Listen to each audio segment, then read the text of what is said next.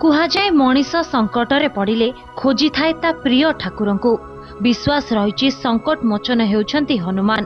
तेणु केते कण आशा नहीं मंदिर को आसी थाए भक्त। हेले द्वंद्वरे थिबा जणे प्रेमिका किंतु बजरंगी को सामना करने को साहस करि पारि नाहंती। तेणु जीवनर अंतरंग कथा को चिठी रे उतारी हनुमान को पाखक पठाइछंती। से हनुमान चालीसा सबुदिन बोला हुए, हनुमान जी चारिपटे परिक्रमा हुए। सेठी हला बेलू सेठी नजर पड़ला जेटा कौनटे बंधा है मुहल टंका फंका गोटे किए कौ बांधी ताकू रुमाल खोल देखा चिठीटा ताकू पढ़लु पढ़ला जो लोक थे सब पढ़ले देखिले पुणी ताकू से बांधि चिठी रे रही मन दियानियार कथा। युवती जनक तीन युवकों सह प्रेम संपर्क रे बांधी होई जाइछंती। सेमाने हेले अनिल, लिपु और राजा। एबे से भाबुछंती अनिल को निज जीवन साथी भाबे बाछिबे।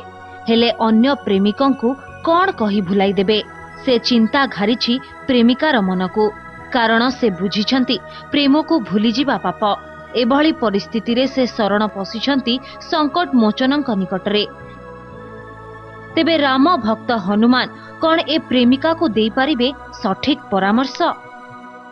किए बांधि बहुत पिला आसुँच जाऊँच आम से बांधा कहीं देखी ना सी कौन जी बांधला भी से कौन क्या देखी बांध सी तार ठाकुर को जनईकि बांधी जे गोटे रुमाल दिहरे गोटे चिठी लिखाई हनुमान मंदिर निकट रे आमे देखी खोलिकी देखिलु जे जी आम जापारू अनुमान कलु जे गोटे झील तीन जन को ही भल पाउछंती जे तांको भितर से कोटा सिलेक्ट करेंगे से प्रभु हाथ में छाड़देले जहाँ प्रभुंकर विचार।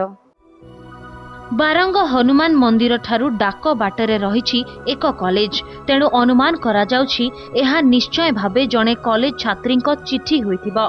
जगतसिंहपुर सरोज साहू रिपोर्ट, कनक न्यूज।